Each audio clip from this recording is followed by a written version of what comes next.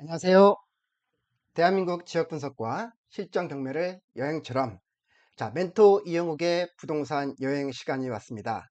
오늘은 이번 주에 우리 경매 시장에서 일어났던 여러 가지 그런 이슈들, 그리고 현재 경매 투자를 앞두고 있는 분들에게 어떤 인사이트나 또 시사점을 얻을 수 있을 만한 그런 뉴스를 중심으로 해서 몇 가지 말씀을 드려보는 시간을 가져보도록 하겠습니다.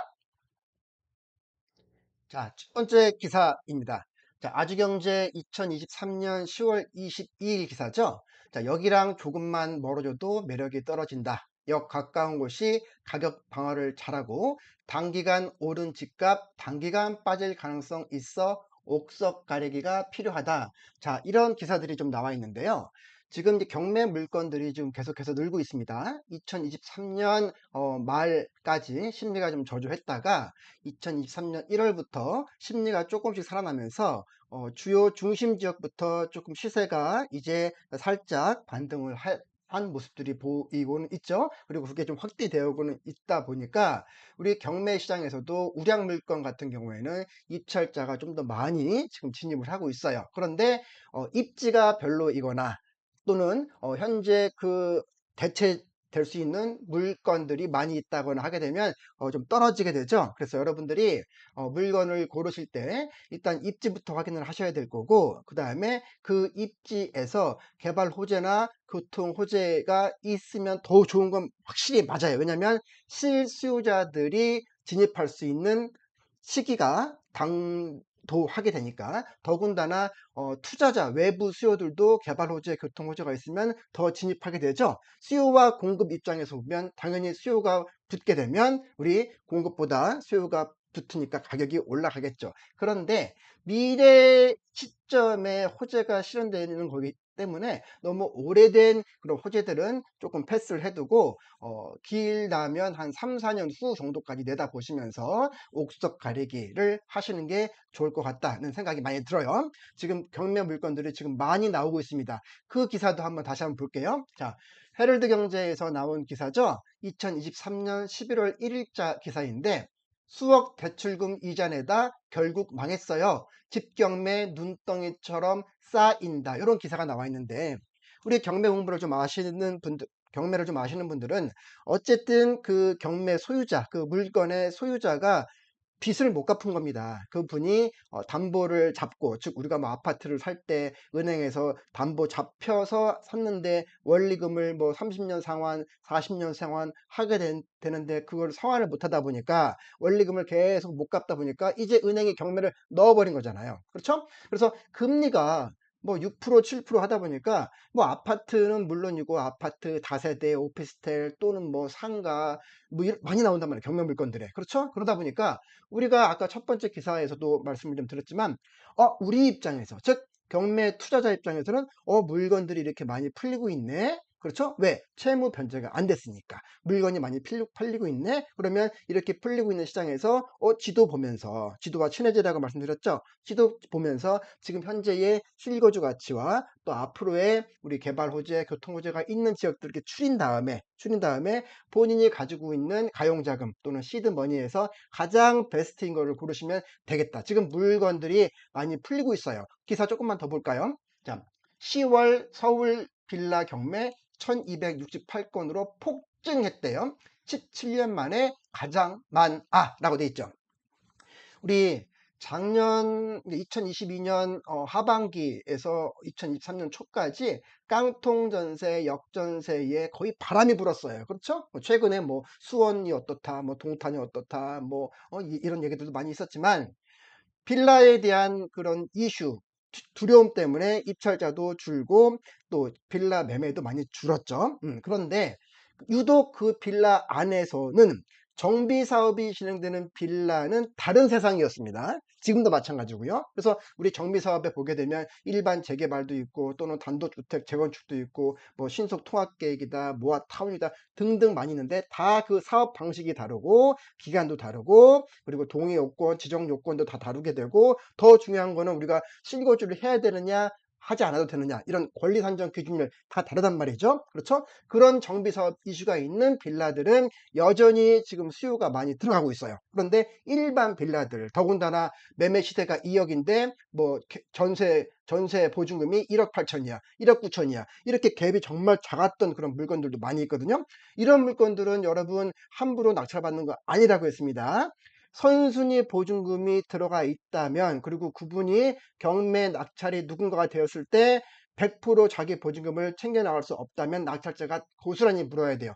그런 물건들 들어가려면 적어도 권리 분석의 기본은 가지셔야 되고, 그런 물건들 말고 기본적으로 입지가 좋으면서 앞으로의 호재도 기대되는 그런 지역에서의 빌라라면 굳이 정비사업까지 들어가지 않더라도 지금 저가에, 왜냐면 지금 경쟁률이 낮아졌으니까 낙찰받기 쉬운 시장이다라고 보면 될 거고, 그리고 만약에 여러분들이 이제 아파트로 들어간대요. 누가 뭐라고 하더라도 우리 수익성, 안전성, 황금성 측면에서 아파트는 황금성, 즉 내가 소유권자가 됐다가 팔고 싶을 때 팔면, 가격만 맞추면 바로 팔리는 게 아파트잖아요. 그런 면모로 우리가 빌라보다 훨씬 더 많이 관심 갖고 있는 종목이 아파트인데, 아파트 경매마저도 좀 전에 말씀드렸던 그러면 금리 인상, 대출금 이자 등등 때문에 아파트 물건들이 지금 7년 5개월 만에 가장 많다는 거예요.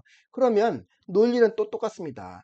자, 서울시라고 하면 25개 구가 있고, 경기도라고 하면 총 군 3개 지역, 가평군, 양평군, 또 우리 연천군 빼고 다 시죠. 그 시도 서울시하고 딱 인접한 그런 뭐 부천, 광명, 과천, 하남, 성남 이런 데처럼 붙어있는 데들이 있고, 조금 먼 데들이 있고, 실거주이면서 서울로 출퇴근할 수 있는 그런 지역인데 교통도 좋고 아이들 키우기도 좋고 학교도 좋고 우리 뭐 마트라든지 병원이라든지 이런 실거주 인프라도 좋다면, 이렇게 지금 물건이 많이 풀렸을 때 그런 물건들을 조금 더 금매보다 저가 낙찰로 받을 수 있는 기회가 되겠죠. 이제 그래프 한번 보고 지나갈게요. 여기 기사를 보게 되면 지금 월간 서울 주택 경매 물건 추이라고 나와 있죠. 여기 위에 있는 요 색깔, 요 약간 브라운 색깔로 보게 되면 요게 지금 빌라예요, 빌라. 그래서 2023년 1월 달에 623건에서부터 무려 2배가 늘었죠. 1268건. 그렇죠? 빌라를 일반적으로 아파트보다는 훨씬 여러분들이 관심이 적은데, 이런 빌라 중에서 남들이 조금 관심이 덜 있을 때 입지 좋고 교통 좋고 그다음에 인프라 좋으면서 주변에 정비사업 또는 개발 호재, 교통 호재, 2년 뒤에 여기 역사가 만들어진대, 여기에 지하철역을 말하는 겁니다. 지금 앞두고 있는 그 노선들이 많잖아요. 월곡 판교선도 그렇고 신안산선도 그렇고 우리 8호선 연장이 되고 있는 별내선도 그렇고, 이런 게 지금 많이 있단 말이에요. 그런 것들을 조금 공부하면서 고르게 되면 서울 진입 빌라, 예를 들어서 여러분들이 서울 진입하는 좋은 빌라고 앞으로 호재도 있는데 3, 4억대에 마련했어. 근데 이게 나중에 입지가 좋아져서 심지어 이게 또 아파트가 될 수도 있는 그런 물건이라면 여러분들한테 가성비 투자가 될 수 있겠죠. 또 하나 밑에 그래프를 한번 더 볼까요? 그래프 없죠?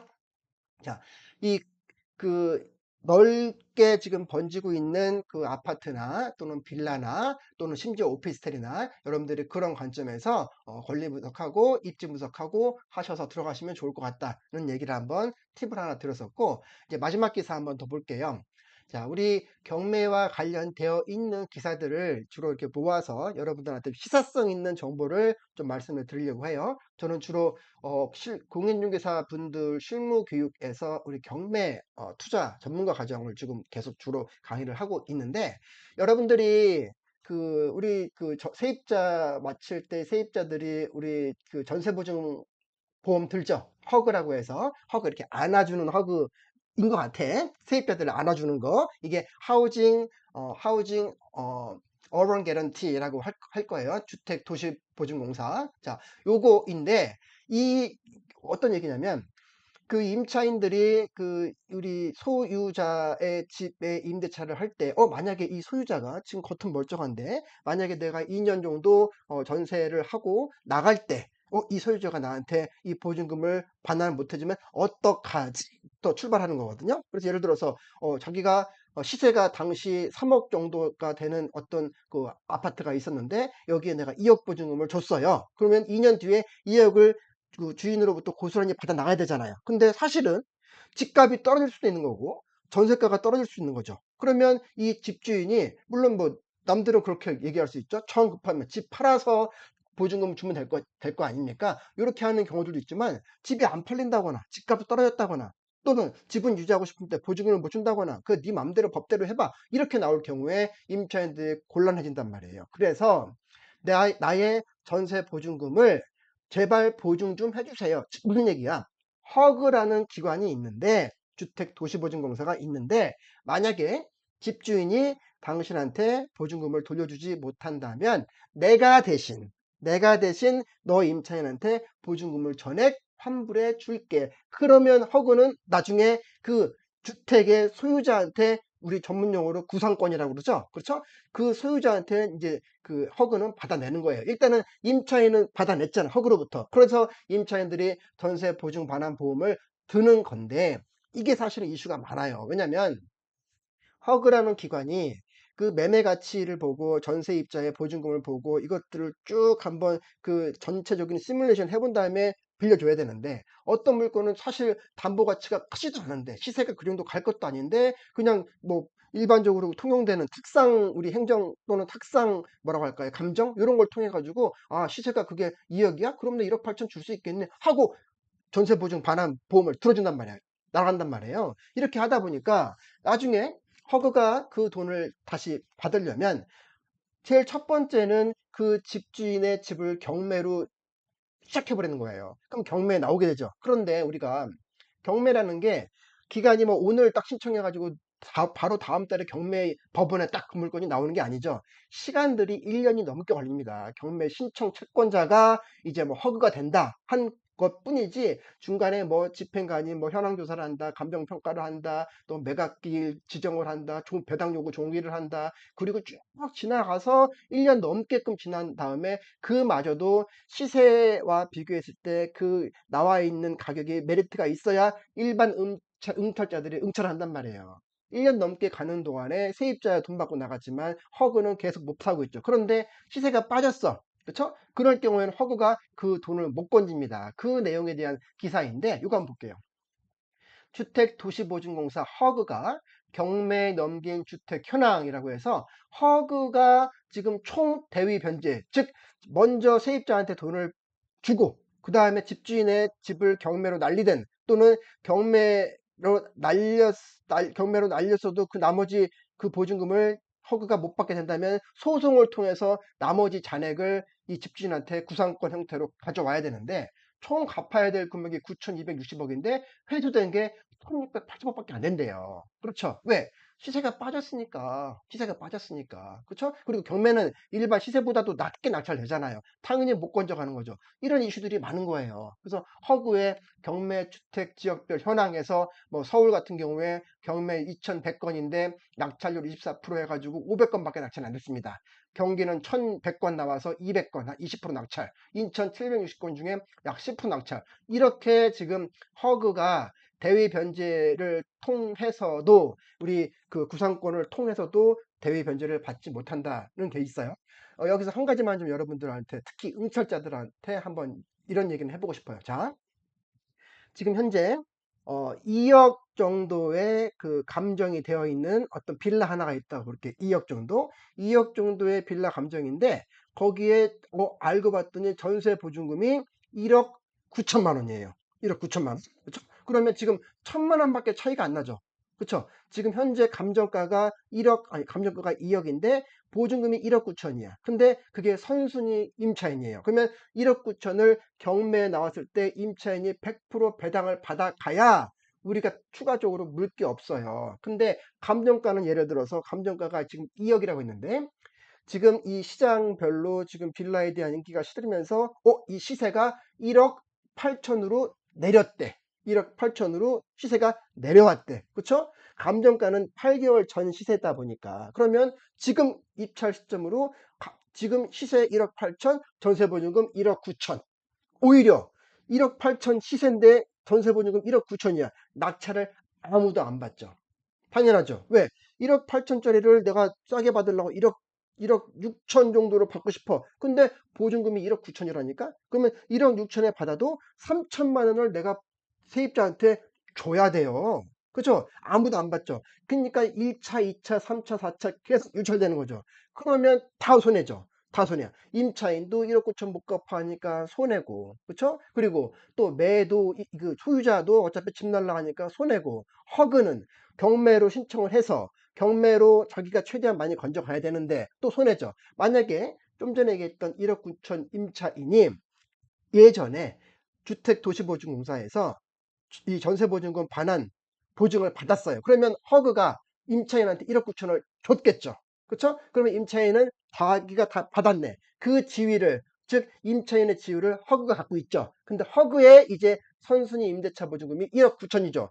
안 받죠. 응찰을 아무도 안 받죠. 그러면 허그도 돈을 못 건지죠. 그러다 보니까 어떤 이슈가 나오냐면 허그가 우리 경매 매각 물건 명세서에 본 물건에서 누가 낙찰을 받던 간에 본인은 나머지 선순위 임대차 보증금의 잔액을 받지 않겠다라고 법원에다 통보를 해줘요. 그래야 포기를 한다고 본인이 얘기를 해줘야, 허그가 얘기를 해줘야 이제 이게 선순위 임차인이긴 하지만 내가 시세보다 낮게 낙찰을 받아도 추가적으로 떠안는 인수보증금이 없겠구나 하는 그런 허그의 보증금 포기, 그런 이슈들이 등장을 하고 있습니다. 요 경우가 아니고서는 이러한 지금 전세 사기, 뭐 역전세 이런 난에서 그런 선순위 임대차 보증금이 좀 많은 물건들은 함부로 들어가는 게 아니다는 거, 그 세 개 얘기했습니다. 자, 잠깐 한번 정리해 볼게요. 지금 현재 매물이 늘고 있습니다. 상승으로 살짝 반등을 했지만 지역마다 입지마다 너무 다르다. 그리고 개발 호재가 너무 멀리 있는 것들은 염두를 좀 줄이고 3, 4년 내외에 있는 물건들 위주로 또는 정비 사업이 있는 위주로 아파트나 빌라도 여러분들이 옥석 가리기를 하면 좋으실 것 같다는 얘기했고, 견물 물건 는다고 얘기 드렸고, 그다음에 허그가 있는 포기하는 보증금 포기하는 사례는 괜찮지만 그런 게 아닌 허그의 선순위 임대차 보증금 또는 일반 임차인들의 선순위 임대차 보증금이 있는 물건들은 각별히 주의해야 한다. 이런 이슈를 오늘 여러분들하고 좀 얘기 나누고 싶었어요. 금주의 주간 경매 시황에서는 최근 경매 이슈와 트렌드 관련돼서 여러분들한테 좀 더 시사점 있는 그런 정보들을 같이 한번 공유하는 시간으로 가져보려고 합니다. 자, 이런 컨텐츠에 관심이 있는 분들은 경매 공부하시면서 따끈따끈한 정보니까 구독해 두시고요. 좋아요, 댓글로 많은 응원도 부탁드리겠습니다. 예, 또 다음 시간에 뵙겠습니다. 여러분 모두 감사합니다.